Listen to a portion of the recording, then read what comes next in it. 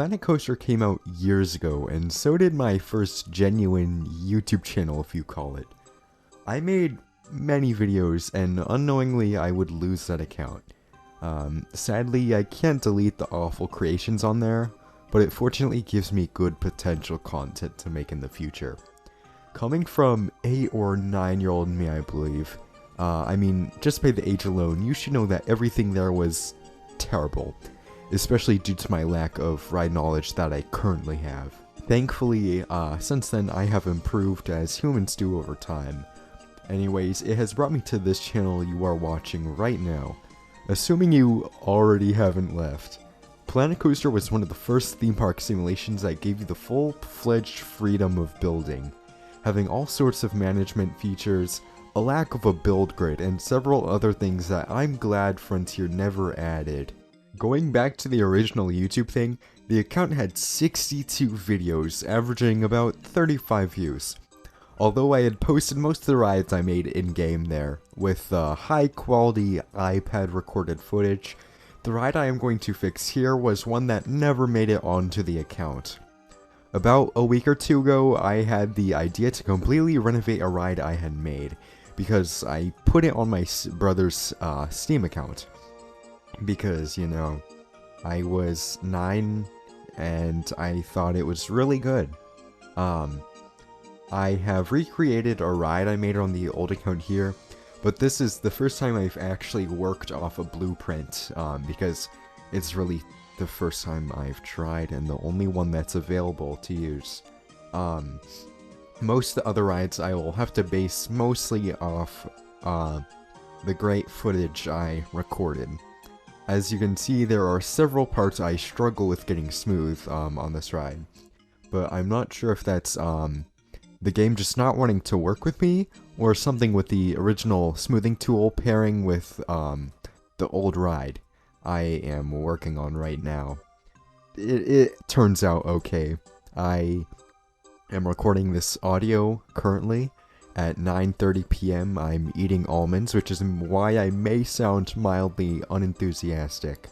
But I can just tell you right now that it turns out pretty okay, and either way, no matter how bad it is, it's going to be a major improvement, so yeah.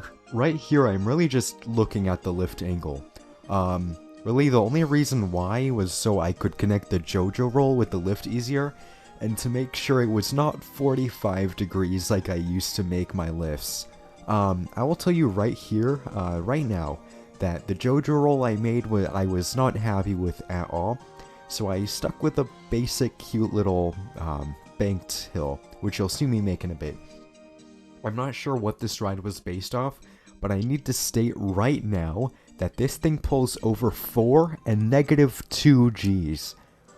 Just in case you don't know, that's enough to make some people black out, and enough to make El Toro at Six Flags Great Adventure cry. The original ride shaping was so bad. The corkscrew was actually pretty decent, but it was holy freaking fast. When I made this, I'm pretty sure I meant to name it Bluebird, which is a pretty, kinda boring name, but I made a mistake and named it Blebird in the workshop and Coaster Choice name alone. But I mean, if you look at any ride I've ever made on this account, you can see I've never been good at names. Whenever I make a ride, the name is an afterthought, and I will name it while I'm uploading the video and creating the thumbnail. So basically what I do is, I will find a word that describes the ride in a way, or just something, I don't know, and then I'll translate it into a different language, or I'll just look for synonyms of it, and that's really all I do. So, which kind of explains the name like Encantado and Octutres, for example. Right here in the video, just enjoy me struggling to make this JoJo roll that I never kept on the ride. I spent a while trying to make it, and the reason why I didn't keep it was because the Planet Coaster pre-made elements are pretty unrealistic in comparison to real ones. The Planet Coaster Heartline roll, for example, is too heartlined, If you don't know, heartlining is a method in roller coaster design to keep the center of a rider or heart of rider aligned in the same position basically the entire time. No matter the element or something, whatever, it's not gonna kind of whip your neck around or anything. Your neck is gonna stay in the same position the entire time. Well, this is crucial on mainly coasters made after about 1990, and while having a bit too much on an element is usually okay, it sometimes just doesn't look good. As you'll see on the Planet Coaster one, it's just unrealistic in a sense. Right here is where you're gonna see me create that little bunny hop, and in a second I will start doing the actual major parts of the ride. Overall, this creation took 2 days to fix, and probably about like 1 to make in the first place. Because, you know, it's not that good. Well, the original wasn't, but I took some time to go back and look at some of the rides on my old account, and while I didn't actually think the layout of the rides were too bad, the execution was beyond terrible.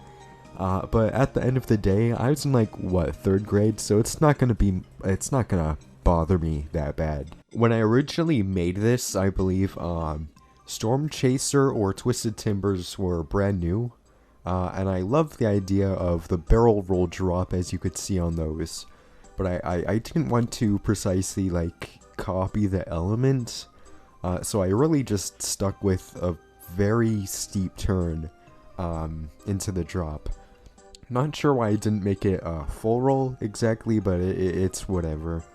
The pre-lift was extremely tight, so I went on to fixing that, and, you know, I really didn't do too much to it. I didn't do too much with the original idea of the pre-lift. It kind of, not the pre-lift, it's just pre-lift drop. So I fixed that.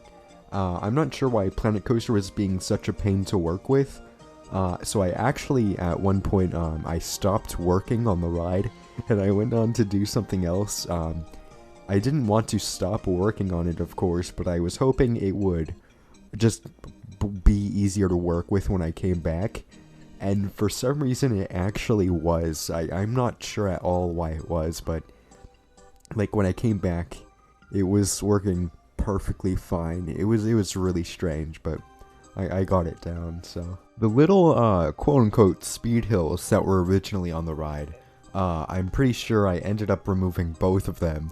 They were just really too small to be on the ride. Nothing wrong with the idea, of course, but I'd rather not try and, like, kill my riders with unsafe negative Gs. The positives on the speed hill were, like, 5 Gs. It was actually insane, like, both ways. It's always nice to look back at something you made a while back, and especially being able to look for the flaws, it's good to kind of push you along personally. Really just trying to catch the things you didn't. It's just nice to see how you've grown over time.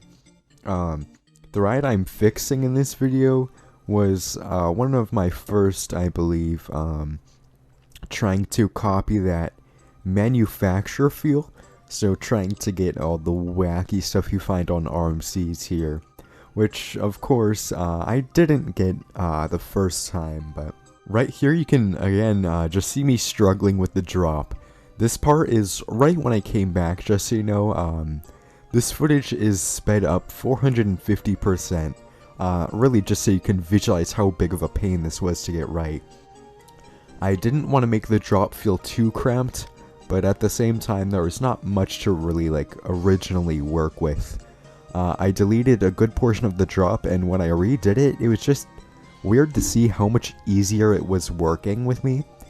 Really strange, but a funny touch to think about. I made the drop turn a bit to the sides, make it even out with the next element, and it worked out pretty well. I am decently proud of the way this, the drop and the next little area turned out. I finally actually got the drop shaped how I wanted it to be, and I smoothed it out well.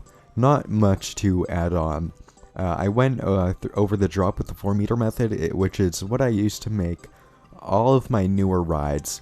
It basically consists of using 4-meter track sections to make the ride, and then you will take 4 sections of track, smooth it once, then move that highlighted section up once, and repeat that constantly. This method is really the only one that works with making somewhat smooth rides in Planet Coaster, although it's it's very time consuming. Seeing the outcome and how it actually looks fine is 100% worth it, so I definitely recommend it. Right there, I just made a little cut in the video because I don't want you guys watching the same thing over and over again. I'm just kidding. Truthfully, I don't have anything to say about this certain area, and I was bored. Right here, you are watching me finally work on another portion of the ride. I thought it was originally a tad boring doing the basic inwards turn, so I turned it into an outer bank, which is a pretty common thing you'll see on Rocky Mountain construction coasters. The outer bank is something I'm really happy with. It came out glossy smooth and is executed in a way I'm proud of. It could also be me just seeing how much better it was than the original turn. I don't know. But it's better, it looks better, it rides better, and the pacing is not as horrendous there, so. I had no issues with working on the outer bank. It came together immediately, which was a shock. The only issue I had was how I was going to get it to transition into the corkscrew smoothly. I didn't get rid of the corkscrew, but I did replace it with an almost stall-like element. I was going for a stall, but it's not a sustained 180 degrees upside down at the top, so it's more of just a flatter, hang-timey-ish roll. So in a second, you'll start to see me actually make the roll/stall thing. I didn't really have a problem with making the roll or anything else on the ride in general, but the roll came out nearly how I wanted it. I wish it looked a bit more like a stall, but it's a-okay. I also removed that stupid little bunny hop thing after the original corkscrew, because there's no way in hell I would be able to fit another large hill, or anything. It gave me more of an opportunity to make the roll larger and much slower, because originally the corkscrew was painful enough. So, the shaping was fine, but it was made in giant sections and stuff, and no, there is a bit much wrong with it to my standards. Now you can see me trying to align the roll with that tiny turn. That thing has more laterals than anything I've ever seen. Actually, like, stupid small. The hill is gone, and it looks much better without it anyways.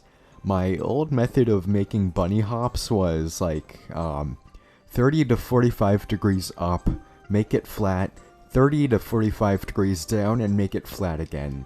No idea what I was thinking when I started doing that, but I'm so glad I stopped. Once again, smoothing this element and all others after was a genuine breeze. I wish the drop and Jojo roll came together this easily. Thankfully, the size of the roll took away enough speed to make the turn after much slower, though either way, it was something I still needed to entirely fix. The transition out of the turn was one of the scariest things I've ever seen. Number 1 being Kong at Six Flags Discovery Kingdom. Off topic, but if you're at Six Flags Discovery Kingdom, or a park with an old school SL ski, skip it. I rode Kong in 2019 for the credit, and I died in every possible way. Seriously, screw SLCs. Vekoma boomerangs are actually fine. Also, unnecessary information, but I'm going to be at Six Flags Magic Mountain and Knott's Berry Farm October 15th and 16th. You won't find me because, I mean, most of you guys don't know what I look like, and won't for a while, but I'll try to get content or something out of that, so. Here's where I start to make the turn. I really needed to fix it. It's bugged me for years. I've had this ride saved into my Planet Coaster blueprints for a while. So every time I've looked at it, it's bothered me so much. I was planning to make another Outer Bank, but I ultimately decided that would be too repetitive because I have one not far behind, and it would not really fit well in the area it is in. I mean, you can literally just look at the first turn and the one I have now and see how big of a difference that tiny change makes. Because originally it was supposed to be an Outer Bank again, but I changed it to an Inner Bank. But that and making that turn bigger made a big difference. It really made it look a lot better, especially with what it was previously. But I'm beyond happy that that's out of the way. So I am now currently planning out and getting pretty much rest of the layout done. Although there's still a bit left until we can get to the station. All it does then are really airtime hills after airtime hill. This is actually something done on a good chunk of RMC coasters. It's done in a almost Steel Vengeance-esque way. The trip back to the station is nothing too terrible. I do of course fix it. The parts that need it especially, but the rest is kind of fine. Not great, but I of course do make it better. So that's basically it. I don't want to keep you here forever, of course, but I'm hoping you have a fantastic day, if not already, and if it's not so good, I hope it gets better, and enjoy the final product cinematics.